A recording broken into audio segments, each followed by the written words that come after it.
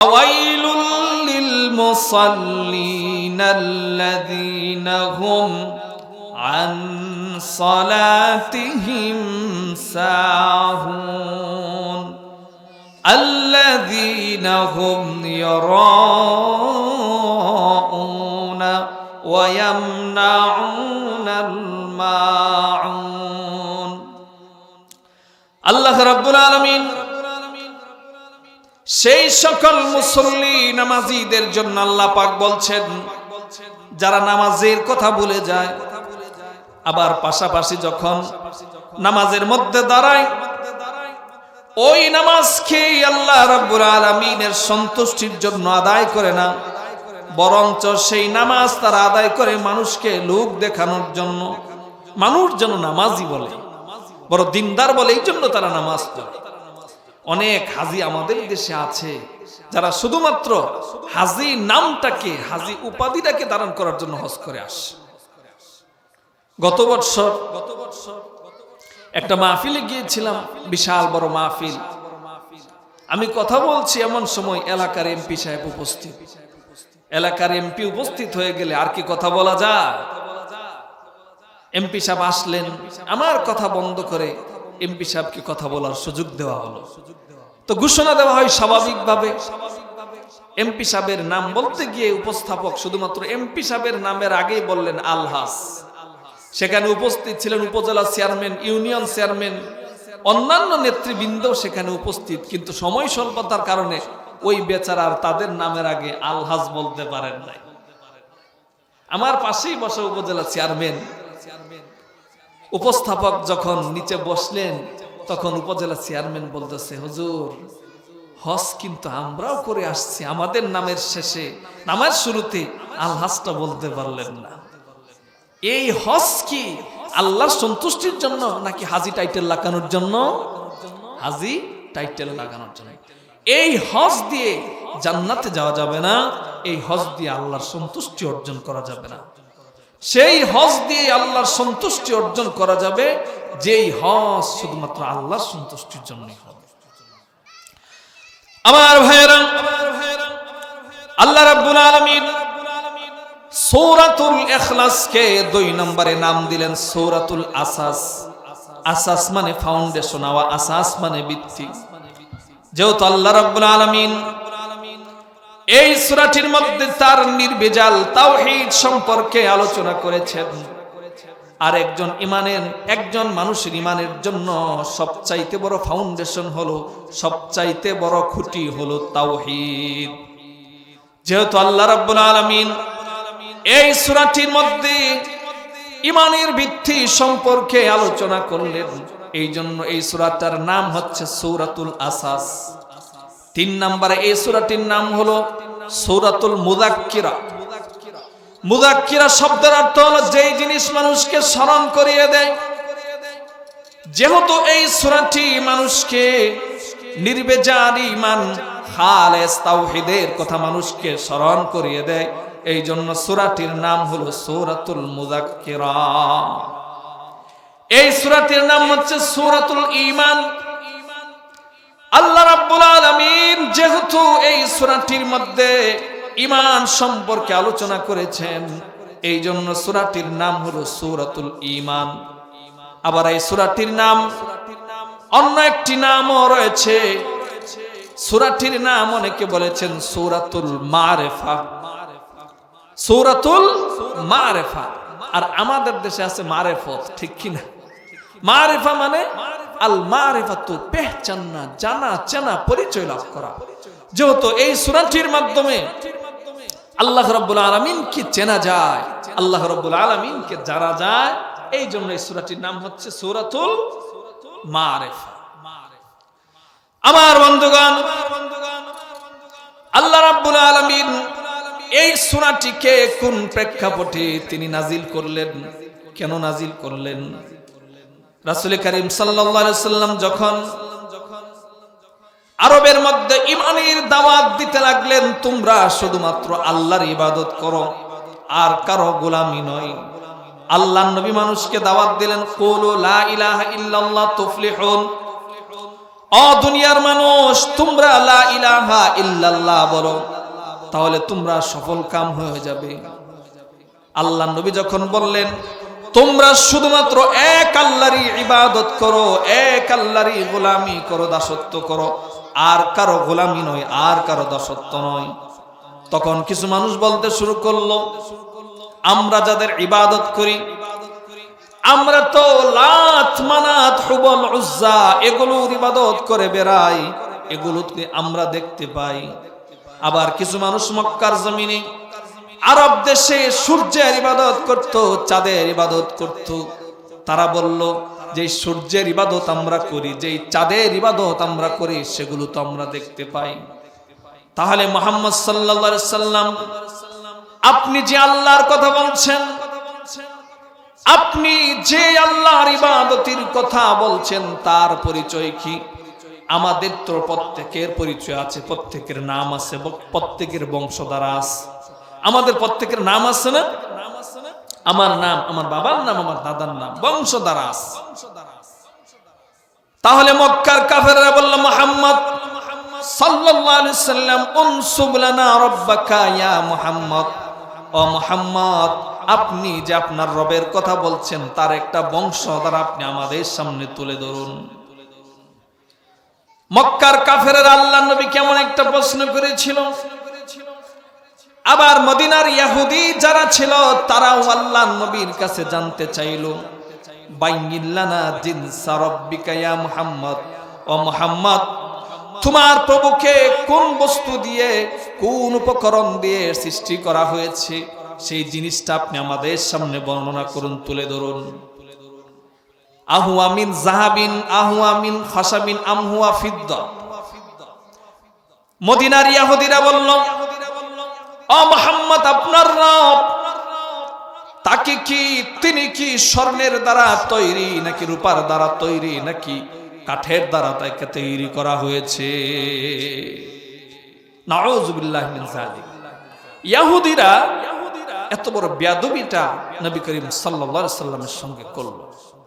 কারণটা কি? কারণ হচ্ছে ইহুদিরা বাইবন জন্মগতভাবে তারা বেয়াদব। তারা তাদের নবী হযরত মূসা আলাইহিস সালাতু ওয়াস সালামকে পর্যন্ত ছাড়ে নাই, তার সঙ্গে তারা বেয়াদবি করেছে। তাহলে তারা কত বড় বেয়াদব! যারা নিজেদের নবীর সঙ্গে বেয়াদবি করে, তারা তো আমার আপনার নবীর সঙ্গে বেয়াদবি করবে। তারা যখন এই বিষয়গুলো প্রশ্ন করলো যে আপনার রবের বংশ দ্বারা তুলে ধরুন, কোন জিনিস দিয়ে তাকে সৃষ্টি করা হয়েছে, আল্লাহ রাব্বুল আলামিন তখন নাজিল করে দিলেন। আসুন আমরা সবাই মিলে পড়ি, কুল হুয়াল্লাহু আহাদ,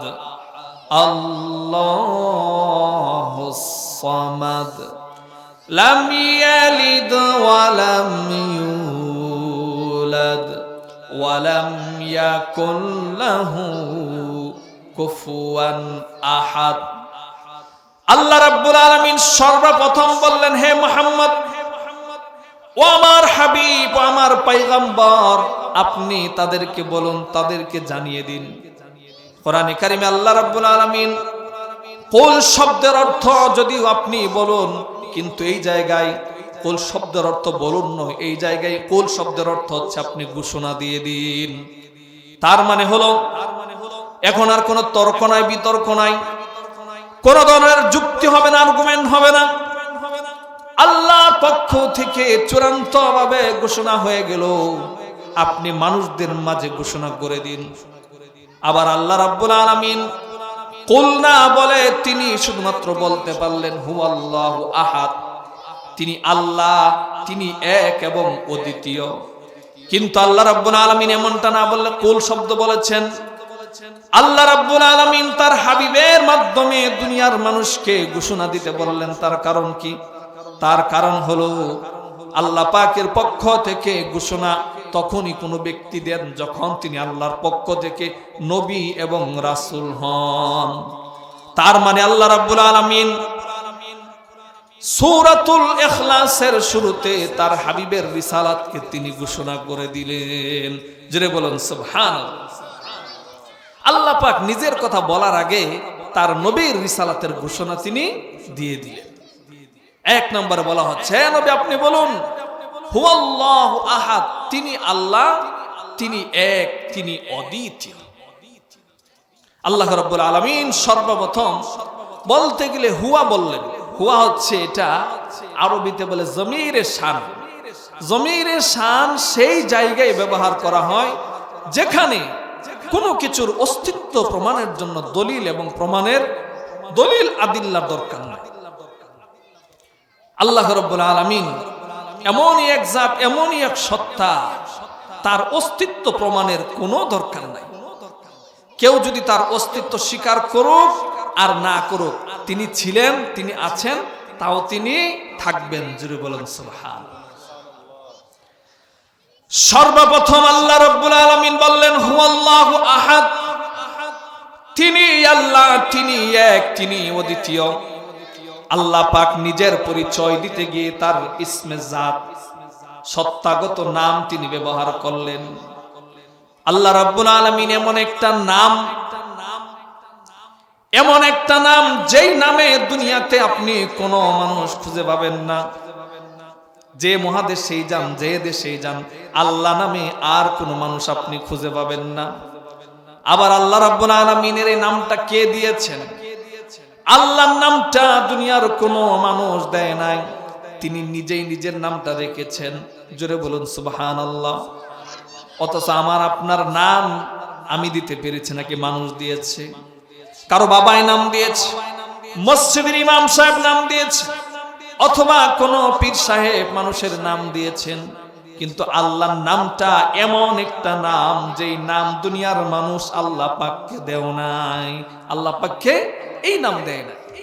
আবার দুনিয়ার যত বড় জালিম হোক, দুনিয়ার যত বড় পাপিষ্ট হোক, আল্লাহ পাকের এই নামে সে নিজেকে নাম রাখতে পারে।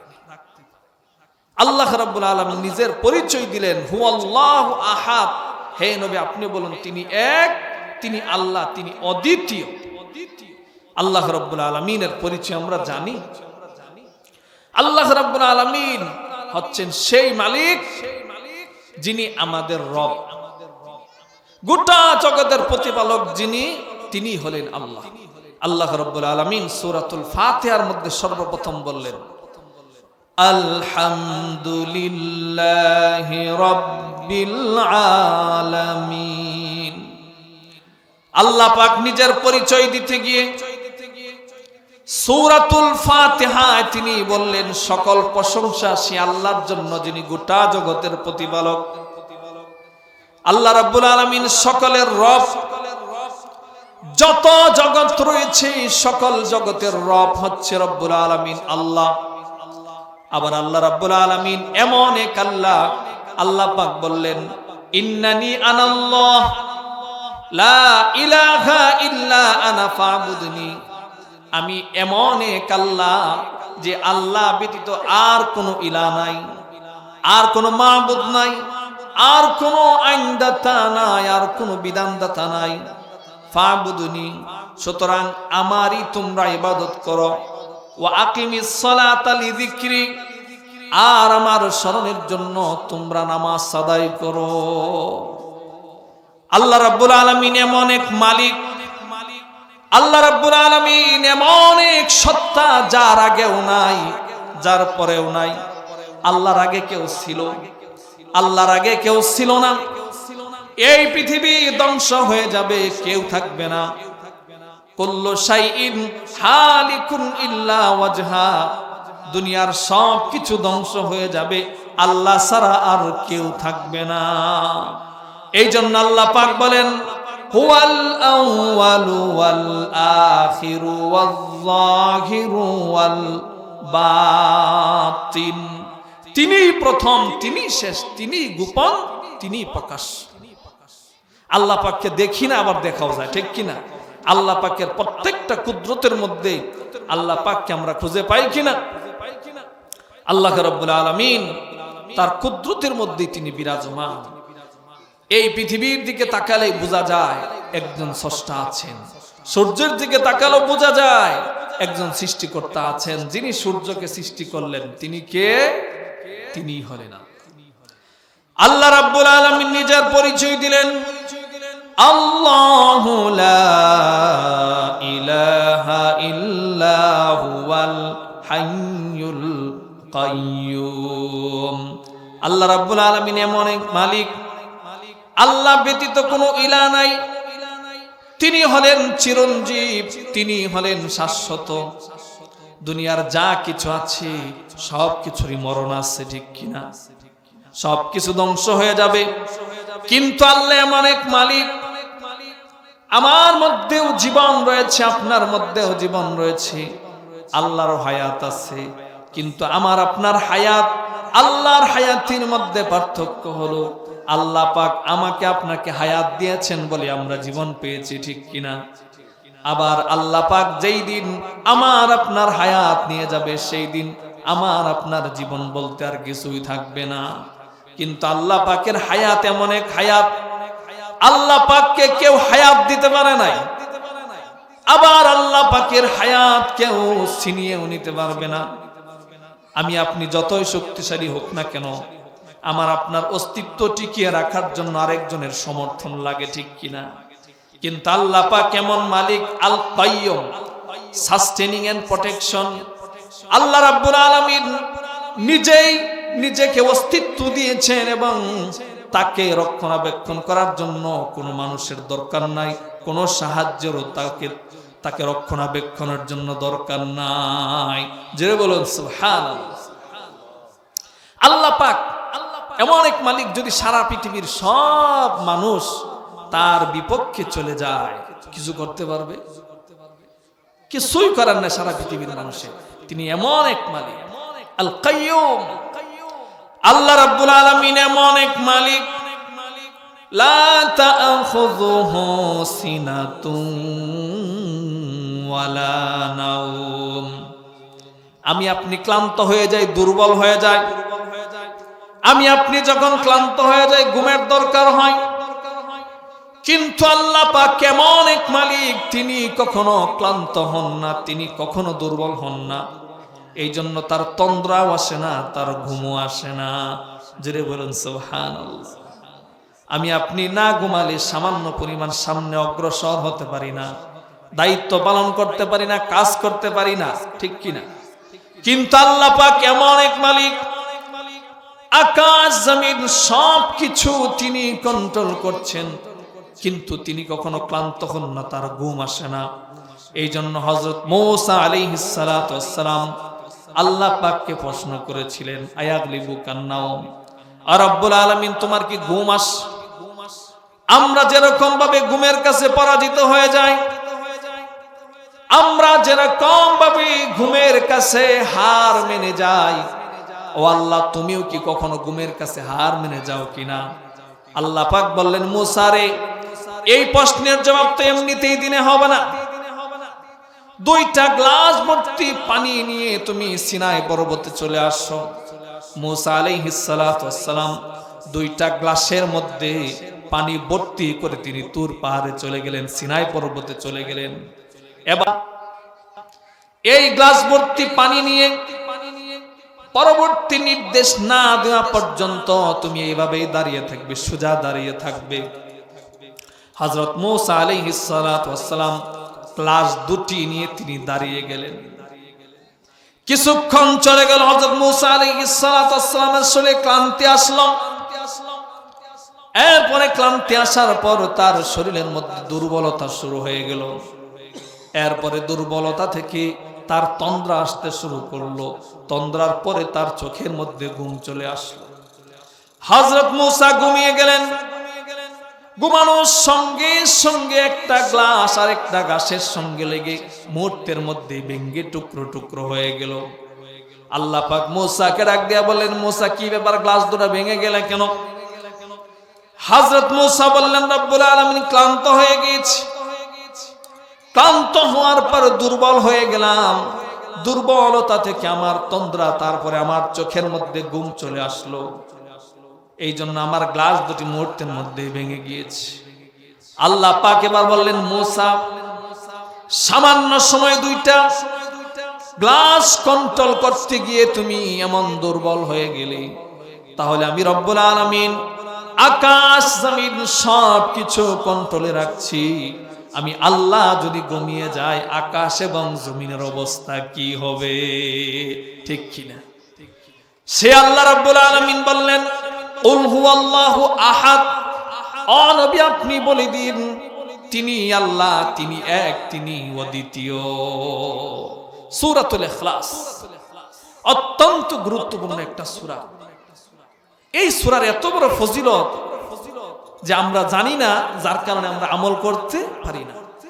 অনেক হাদিস এসেছে সূরাটির ফজিলত সম্পর্কে। সূরাটির ফজিলত কত বেশি, রাসূল করিম সাল্লাল্লাহু আলাইহি ওয়াসাল্লাম বলেন, ওয়াল্লাযী নাফসি বিয়াদিহি ইন্নাহা সুলুসাল কুরআন। সে আল্লাহর কসম, যে আল্লাহর কুদরতি হাতে আমার প্রাণ, নিশ্চয় এই সূরাতুল ইখলাস কোরআনে কারীমের 1/3, 3 ভাগের 1 ভাগ। জুড়ে বলুন সুবহান। তার মানে হলো আল্লাহ কোন বান্দা যদি 3টি বার মাত্র সূরাতুল ইখলাস তেলাওয়াত করে, আল্লাহ রাব্বুল আলামিন সেই বান্দার আমলনামায় মুহূর্তের মধ্যে একবার কোরআনে কারীম খতম করার সওয়াব লিখে দিবেন। ছোট্ট সূরা কেন এত ফজিলত? আল্লাহ রাব্বুল আলামিন কোরআনের মধ্যে 3টা জিনিস তিনি বর্ণনা করেছেন। 1 নম্বরে তাওহীদ, oneness of the God, oneness of the Creator। আল্লাহ রাব্বুল আলামিন মহান প্রভু তার একত্ববাদের কথা সর্বপ্রথম আলোচনা করেছেন। 2 নম্বরে রিসালাত সম্পর্কে আলোচনা করেছেন। 3 নম্বরে আল্লাহ রাব্বুল আলামিন আখিরাত সম্পর্কে আলোচনা করেছেন। যেহেতু আল্লাহ রাব্বুল আলামিন ছোট্ট এই সূরাটির মধ্যে তিনি তার তাওহীদ সম্পর্কে আলোচনা করেছেন, এই জন্য ওই 3 ভাগের 1 ভাগ হয়ে যায় এই সূরাতুল ইখলাস। 3 ভাগের 1 ভাগ। এই জন্য এই সূরাটির ফজিলত কত বেশি, রাসূল করিম সাল্লাল্লাহু আলাইহি ওয়াসাল্লাম তিনি নিজে এই সূরাটাকে অনেক ভালোবাসতেন। জুড়ে বলুন সুবহান। আল্লাহর নবী সূরাটিকে কত ভালোবাসতেন। প্রতিদিন ইশার জামাত আদায় করার পর তিনি যখন বিতিরির সালাত আদায় করতেন, আল্লাহর নবী প্রথম রাকাতে পড়তেন সাব্বিহিসমা রাব্বিকাল আলা, দ্বিতীয় রাকাতে পড়তেন সূরাতুল কাফিরুন, তৃতীয় রাকাতে আল্লাহর নবী এই সূরাতুল ইখলাস নিয়মিতই তেলাওয়াত করতেন। আবার তিনি যখন ফজরের সুন্নত আদায় করতেন, ফজরের সুন্নত আদায় করতে গিয়ে প্রথম রাকাতে তিনি কুল ইয়া আইয়ুল কাফিরুন আর দ্বিতীয় রাকাতে সূরাতুল ইখলাস তিনি সব সময় তেলাওয়াত করতেন। আল্লাহর নবী এতই ভালোবাসতেন, প্রতিদিন মাগরিবের 2 রাকাত সুন্নাত আদায় করতে গেলে 1 রাকাত সুন্নতের মধ্যে অবশ্যই আল্লাহর নবী সূরাতুল ইখলাস তিনি পাঠ করতেন। সাহাবায়ে কেরাম সূরাটিকে কত ভালোবাসতেন। আম্মা জান আয়েশা সিদ্দিকা রাদিয়াল্লাহু তাআলা আনহা থেকে বর্ণিত হাদিস, বাসান নবী সাল্লাল্লাহু আলাইহি ওয়াসাল্লাম ফি সারিয়া, রাসূল করিম সাল্লাল্লাহু আলাইহি ওয়াসাল্লাম এক ব্যক্তিকে কোন একটা ক্ষুদ্র সেনাবাহিনীর মধ্যে প্রেরণ করলেন। আল্লাহর নবী ওই ক্ষুদ্র সেনাবাহিনীর আমির যাকে বানিয়ে দিলেন, প্রধান যাকে বানিয়ে দিলেন, ওয়া হুয়া ইয়াউম্মুহুম ফিস সালাহ, তিনি সবাইকে নামাজ আদায় করতেন, সবাইকে নিয়ে তিনি ইমামতি করতেন। ইসলামের নিয়ম হলো রাষ্ট্রপ্রধান যিনি হবেন, পাশাপাশি সেনা প্রধান যিনি হবেন, তিনি নামাজের মধ্যে ইমামতি করবেন। ওই আল্লাহর বান্দা তিনি যেহেতু সেনা প্রধান ছিলেন, এই জন্য তিনি সব সময় তাদেরকে নামাজ পড়াতেন। কিন্তু আল্লাহর বান্দার একটা অভ্যাস ছিল, কুল্লামা ইখতাতামু ইয়াখতাতিমু বিসূরাতিল ইখলাস, আল্লাহর বান্দা যখন নামাজের মধ্যে দাঁড়াতেন সর্বপ্রথম তিনি সূরাতুল ফাতিহা পড়তেন, এরপরে আল্লাহর কোরআন থেকে আরেকটা সূরা পড়তেন, সর্বশেষ তিনি যখন রুকুতে যাবেন, রুকুতে যাওয়ার আগে সব সময় তিনি সূরাতুল ইখলাস তেলাওয়াত করতেন। সাহাবায়ে কেরাম ফিরে আসলেন, সাহাবায়ে কেরাম ফিরে আসার পর আল্লাহর নবীকে বললেন, ইয়া রাসূলুল্লাহ, আমাদের আমির যিনি ছিলেন, আমাদের সেনা প্রধান যিনি ছিলেন, তিনি যখন নামাজ পড়াতেন, নামাজ পড়াতে গেলে সর্বপ্রথম সূরাতুল ফাতিহা পড়তেন, এরপরে অন্য একটা সূরা পড়ে রুকুতে যাওয়ার আগে সূরাতুল ইখলাস না পড়ে তিনি কখনোই রুকুতে যেতেন না। ইয়া রাসূলুল্লাহ, আমরা আপনার কাছে জানতে চাই আল্লাহর বান্দা নামাজের মধ্যে এমনটি করার কারণ কি? আল্লাহর নবী সাহাবায়ে কেরামকে জিজ্ঞাসা করলেন, সালুহু লিআইয়ি শাইইন ইয়াসনাউ যালিক, আল্লাহর বান্দাকে জিজ্ঞাসা করো এমনটি তিনি কেন করেছেন, তোমরা তাকে জিজ্ঞাসা করো। সাহাবায়ে কেরাম যখন আল্লাহর বান্দাকে জিজ্ঞাসা করলেন এমনটি আপনি কেন করলেন, আল্লাহর বান্দা জবাব দিলেন, লিআন্নাহা সিফাতুর রহমান, এই সূরাটিকে আমি বড় ভালোবাসি, সূরাতুল ইখলাসটাকে আমি বড় ভালোবাসি, যেহেতু এই সূরাটির মধ্যে আল্লাহর সিফাত রয়েছে, আল্লাহর গুণ রয়েছে, আল্লাহর প্রশংসা রয়েছে, এই জন্য এই সূরাটাকে আমি বড় ভালোবাসি, এই জন্য নামাজ পড়তে গেলে সূরাতুল ইখলাস আমি অবশ্যই তেলাওয়াত করি। সাহাবায়ে কেরাম যখন আল্লাহর নবীর কাছে সেই সংবাদ দিলেন, আল্লাহর নবী তখন বলেন, আখবিরুহু আন্নাল্লাহা ইউহিব্বু, আল্লাহর বান্দাকে জানিয়ে দাও সে যেমন করে সূরাতুল ইখলাসটা কি ভালোবেসে ফেলেছে, আল্লাহ পাকও তাকে ভালোবাসতে শুরু করেছেন। জোরে বলুন সুবহানাল্লাহ। তাহলে এই সূরাতুল ইখলাসটা আমরা বেশি বেশি পড়তে পারবো তো? এই সূরাতুল ইখলাস পড়ার অর্থই হলো আপনার জন্য জান্নাত ওয়াজিব। সাহাবী আবু হুরায়রা রাদিয়াল্লাহু তাআলা আনহু তিনি বলেছেন, একবার রাসূল করিম সাল্লাল্লাহু আলাইহি ওয়াসাল্লামের সঙ্গে আমি কোথাও যাচ্ছিলাম। হযরত আবু হুরায়রা বলেন, আকবালতু মান নবী সাল্লাল্লাহু আলাইহি ওয়াসাল্লাম, আল্লাহর নবীর সঙ্গে আমি কোথাও যাচ্ছিলাম। ফাসামিআ রাজুলান ইয়াকুল কুল হুয়াল্লাহু আহাদ, আল্লাহর নবী শুনতে পেলেন আল্লাহর এক বান্দা সূরাতুল ইখলাস তেলাওয়াত করতেছে। আল্লাহর নবী শোনার সঙ্গে সঙ্গে বললেন, ওয়াজাবাত, তার জন্য ওয়াজিব হয়ে গেল। সাহাবী আবু হুরায়রা বলেন, আমি আল্লাহর নবীকে জিজ্ঞাসা করলেন, মা ওয়াজাবাত ইয়া রাসূলুল্লাহ, ইয়া রাসূলুল্লাহ কি ওয়াজিব হয়ে গেল? আল্লাহর নবী তখন জবাব দিলেন, আল জান্নাহ, জান্নাত ওয়াজিব হয়ে গেছে। জোরে বলুন আল্লাহু আকবার। তাহলে সূরাতুল ইখলাসের কত বড় পাওয়ার, কত বড় ক্ষমতা। সূরাতুল ইখলাসটাকে তেলাওয়াত করার সঙ্গে সঙ্গে আল্লাহ পাক বান্দার জন্য জান্নাতকে ওয়াজিব করে দেন। কেন? ছোট্ট এক সূরা, মাত্র 4টি আয়াত তেলাওয়াত করার সঙ্গে সঙ্গে জান্নাত ওয়াজিব হয়ে যায়। কারণ আছে না নাই? কারণটা হলো বুখারী শরীফের হাদিসের মধ্যে এসেছে, আল্লাহ রাব্বুল আলামিন হাদিসে কুদসির মধ্যে বলেন, আল্লাহ রাব্বুল আলামিন বলছেন, কাযযাবানি ইবনু আদম, কাযযাবানি ইবনু আদম, আদম সন্তান আমাকে মিথ্যা প্রতিপন্ন করে, আদম সন্তান আমাকে মিথ্যক বলে। এরপরে আল্লাহ পাক বলেন, আদম সন্তান আমাকে গালি দেয়। কিভাবে গালি দেয়? আল্লাহ রাব্বুল আলামিন বলেন, তারা আমাকে এইভাবে গালি দেয়। আদম সন্তান বলে, আল্লাহ পাক পুনরায় আমাকে সৃষ্টি করতে পারবেন না। নাউযু বিল্লাহি মিন যালিক। লা ইউঈদানি কামা বাদাআনি, আল্লাহ রাব্বুল আলামিন যেইভাবে আমাকে সৃষ্টি করেছেন সেইভাবে পুনরায় তিনি আমাকে সৃষ্টি করতে পারবেন না। পৃথিবীতে অসংখ্য কাফের, মুশরিক, নাস্তিক যারা পরকাল তো বরের কথা, পরকাল তো অনেক দূরের কথা, আল্লাহ পাক যে সব কিছু সৃষ্টি করেছেন এই কথায় স্বীকার করতে চাই না, এমন পাবলিক দুনিয়ার বুকে আছে না নাই? 2 নম্বরে অনেক মানুষ এমন রয়েছে যারা বলে বেড়ায় আল্লাহ রাব্বুল আলামিনের নাকি সন্তান রয়েছে। নাউযু বিল্লাহি মিন যালিক। আল্লাহ পাক হাদিসে কুদসির মধ্যে সর্বশেষ বলতেছেন, ওয়ালাইসা আহওয়ানু আউয়ালি খালকিহি মিন ইআদাতিহি আলাইহি। অথচ এই মানুষকে আমি প্রথমবার যখন সৃষ্টি করলাম, আমার কাছে তাকে পুনরায় সৃষ্টি করার চাইতে সহজ বিষয় ছিল না। কারণ কি? একটা মোবাইল প্রথমবার যখন আবিষ্কার করা হয়েছে, ওইটাকে নিয়ে বছরের পর বছর গবেষণা করতে হয়েছে, ঠিক কিনা?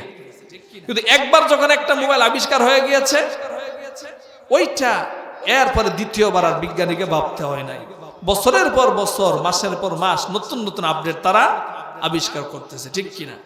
আল্লাহ রাব্বুল আলামিন বান্দাকে প্রথম আবিষ্কার করলেন, তখনই আল্লাহর কোনো কষ্ট হয় নাই। আবার মৃত্যুর পর পুনরায় সৃষ্টি করবেন, এটি তো আল্লাহর জন্য কোনো ব্যাপার না। এই জন্য আল্লাহ রাব্বুল আলামিন বললেন, আমি বান্দাকে প্রথমবার সৃষ্টি করেছি। আবার অনেক মানুষ বলে বেড়ায় আমার নাকি সন্তান রয়েছে, ওয়া আনাল আহাদাস সামাদ আল্লাযী লাম আলিদ ওয়া লাম উলাদ ওয়া লাম ইয়াকুল লি কুফুয়ান আহাদ। অথচ আমি এক অদ্বিতীয়, আমার কোনো শরীক নাই, আমি অমুখাপেক্ষী, আমি কাউকে জন্ম দেই নাই এবং আমি কারো কাছ থেকে জন্ম গ্রহণ করি নাই। আর আমার সমকক্ষ আকাশ এবং জমিনের মধ্যে আর কেউ নাই। আল্লাহ পাক এই ঘোষণা দিলেন। আপনি যখন সূরাতুল ইখলাসটা তেলাওয়াত করলেন, আপনি সারা দুনিয়ার কাফের মুশরিক যারা সব সময় আল্লাহর সঙ্গে আল্লাহকে শরীক করে, অসংখ্য নাস্তিক যারা আল্লাহর কুদরতকে স্বীকার করতে চায় না, আপনি তাদের মোকাবেলায় জবাব দেয়া দিলেন আল্লাহ রাব্বুল আলামিন কিন্তু আছেন, আল্লাহ এক, আল্লাহ অদ্বিতীয়, আল্লাহ অমুখাপেক্ষী, আল্লাহ কাউকে জন্ম দেন নাই, আল্লাহ কারো কাছ থেকে জন্ম গ্রহণ করেন নাই, আল্লাহর সমকক্ষ কেউ নাই। আপনি যখন এইভাবে জবাব দিয়ে দিলেন, আল্লাহ সন্তুষ্ট হয়ে গেলেন। আল্লাহ সন্তুষ্ট হয়ে সঙ্গে সঙ্গে আপনার জন্য তার জান্নাতটাকে ওয়াজিব করে দিলেন। জোরে বলুন সুবহানাল্লাহ। আল্লাহ পাক এই জন্য বলেন আস-সামাদ, আমি আল্লাহ অমুখাপেক্ষী। দুনিয়ার মানুষ যত বড় শক্তিশালী হোক না কেন, যত বড় শক্তিশালী প্রেসিডেন্টই হোক না কেন, যত বড় শিল্পপতি হোক না কেন, সবাই কিন্তু মুখাপেক্ষী। একজন শিল্পপতি তার শ্রমিকের প্রতি মুখাপেক্ষী, ঠিক কিনা? শ্রমিক যদি একদিন কাজ না করে, তার মিলের উৎপাদন বন্ধ হয়ে যাবে, ঠিক কিনা? তো আল্লাহ পাক এমনই এক কুদরতওয়ালা, তিনি কারো কাছে মুখাপেক্ষী না, অথচ সারা পৃথিবীর সব কিছু তার মুখাপেক্ষী। আস-সামাদ, আস-সামাদ কাকে বলা হয়? সেই বড় টিলা, সেই বড় পাথর, যেখানে কোন মানুষ প্রতিপক্ষের তীরের আঘাত থেকে বাঁচার জন্য আশ্রয় নিয়ে থাকে। তার মানে হলো সারা পৃথিবীর সব কিছু আল্লাহর কাছে আশ্রয় নেই, কিন্তু আল্লাহ পাক কারো কাছে আশ্রয় গ্রহণ করেন না।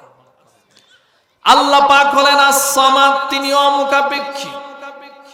আমরা দুনিয়ার মানুষ যত বড় ক্ষমতাবান হোক, যত বড় টাকা হোক, সবাই আমরা মুখাপেক্ষী। আমরা তো সাধারণ মানুষ, ঠিক কিনা? এমনকি পয়গাম্বরেরা পর্যন্ত আল্লাহর মুখাপেক্ষী ছিলেন। আমরা যে মুখাপেক্ষী তার প্রমাণ হলো আমরা সবাই সন্তান চাই, ঠিক কিনা? আমরা তো সাধারণ মানুষ, আমরা তো সন্তান চাই। এমনকি পয়গাম্বররা পর্যন্ত আল্লাহর কাছে সন্তান চেয়েছেন। হযরত জাকারিয়া আলাইহিস সালাতু ওয়াস সালাম, হযরত জাকারিয়া আলাইহিস সালাতু ওয়াস সালাম, আপনারা জানেন হযরত মারইয়াম আলাইহিস সালাতু ওয়াস সালামকে তার মা যখন বাইতুল মুকাদ্দাসের মধ্যে দিয়ে গেলেন খেদমতের জন্য, বাইতুল মুকাদ্দাসের মধ্যে ছোট্ট একটা ঘরের মধ্যে হযরত মারইয়াম থাকতেন। ওই ঘরটার মধ্যে তালা লাগানো থাকতো, দরজা লাগানো থাকতো। হযরত জাকারিয়া আলাইহিস সালাতু ওয়াস সালাম সেই ঘরের মধ্যে প্রবেশ করতেন, আর কেউ সেই ঘরের মধ্যে প্রবেশ করত না। কুল্লামা দাখালা আলাইহা জাকারিয়াল মিহরাব, হযরত জাকারিয়া আলাইহিস সালাতু ওয়াস সালাম যখনই সেই ঘরের মধ্যে প্রবেশ করতেন, ওয়াজাদা ইনদাহা রিজকা, সেই ঘরের মধ্যে প্রবেশ করে তিনি দেখতে পেতেন হযরত মারইয়ামের সামনে শীতকালে গরমকালের ফল রাখা আছে, আবার গরমকালে শীতকালের ফল রাখা আছে। জোরে বলুন সুবহানাল্লাহ। হযরত জাকারিয়া অবাক হয়ে গেলেন। তিনি জিজ্ঞাসা করলেন, আন্না লাকিয়া মারইয়ামু হাযা? ক্বালাত ইয়া মারইয়ামু আন্না লাকি হাযা? ও মারইয়াম, এই ফল তোমার কাছে কোথা থেকে আসলো? হযরত মরিয়ম জবাব দিলেন, ক্বালাত হুয়া মিন ইনদিল্লাহ, এই ফল আমার কাছে আল্লাহর কাছ থেকে এসেছে। জোরে বলুন সুবহানাল্লাহ। হযরত জাকারিয়া তখন চিন্তা করলেন, আল্লাহ পাক যদি মরিয়মকে শীতকালে গরমের ফলের ব্যবস্থা করতে পারেন, আবার গরমকালে শীতকালের ফলের ব্যবস্থা করতে পারেন, তাহলে সে আল্লাহ রাব্বুল আলামিন হতে পারে আমার চুল দাড়ি সাদা হয়ে গিয়েছে, আমার শরীরের হাড় হাড্ডি গুলো দুর্বল হয়ে গিয়েছে, সন্তান জন্ম দেওয়ার মতো বয়স আমার অনেক আগেই চলে গিয়েছে, কিন্তু আল্লাহ পাক তো যে আল্লাহ পাক শীতকালে গরমকালের ফল দিতে পারেন, আবার গরমকালে শীতকালের ফল দিতে পারেন, ওই আল্লাহ রাব্বুল আলামিন চাইলে এই বয়সেও আমার জন্য সন্তানের ব্যবস্থা করতে পারেন। জোরে বলুন সুবহানাল্লাহ। হযরত জাকারিয়া আলাইহিস সালাতু ওয়াস সালাম তখন দোয়া করতে লাগলেন, ইযনাদা রাব্বাহু নিদাআন খাফিয়া, অত্যন্ত গোপনে তিনি আল্লাহ পাককে ডাক দিলেন। গোপনে কেন? কারণ হলো চুলদারি সব সাদা হয়ে গিয়েছে, বয়স হয়ে গিয়েছে। এই বয়সে যদি সন্তান চান, অনেকে বলবা চুলদারি সব সাদা, এখন আবার সন্তান লাগে। তিনি আল্লাহ পাককে ডাক দিয়া বললেন, রব্বি ইন্নী ওয়াহানাল আযমু মিন্নী ওয়াশতাআলার রাসু শাইবা ওয়ালাম আকুম বিদুআইকা রব্বি শাকিয়া। ও রব্বুল আলামিন, আমার শরীরের হাড় হাড্ডি সব দুর্বল হয়ে গিয়েছে, আমার মাথার চুলগুলো সাদা হয়ে গিয়েছে, দাড়িগুলো সাদা হয়ে গিয়েছে, সন্তান জন্ম দেওয়ার মতো বয়স নাই, কিন্তু রব্বুল আলামিন ওয়ালাম আকুম বিদুআইকা রব্বি শাকিয়া, ও আল্লাহ, আজ পর্যন্ত তোমার কাছে যত দোয়া করেছি, জিন্দেগিতে কোনোদিন তোমার কাছে দোয়া করে নিয়াস হয় নাই। রব্বুল আলামিন, এতদিন পর্যন্ত আমার সব চাহিদা সব চাওয়া তুমি পূরণ করতে পেরেছো, আজকে তো তোমার ক্ষমতা শেষ হয় নাই, তাহলে আজকে কি তুমি আমাকে নিরাশ করে দিবে নাকি? যিনি বলুন সুবহানাল্লাহ। দোয়া করারও সিস্টেম জানতে হয়, ঠিক কিনা? এমন একটা দোয়া করলেন, আল্লাহ আজ পর্যন্ত যা চাইছি সব কিছু, নিরাশ করো নাই, আজকে কি নিরাশ করবা? কারণ যদি নিরাশ করো তাহলে তো কি বোঝা যায় তোমার কি ক্ষমতা শেষ? তোমার ক্ষমতা তো শেষ হয় নাই। হযরত জাকারিয়া আলাইহিস সালাতু ওয়াস সালাম আল্লাহর কাছে সন্তান চাইলেন, দোয়া কবুল হয়েছে কিনা? আল্লাহ রাব্বুল আলামিন ফেরেশতা পাঠিয়ে দিলেন। হযরত জাকারিয়া আলাইহিস সালাতু ওয়াস সালাম মিহরাবে দাঁড়িয়ে নামাজ আদায় করছিলেন। এমন সময় আল্লাহ রাব্বুল আলামিন হযরত জিবরিলকে পাঠিয়ে দিলেন।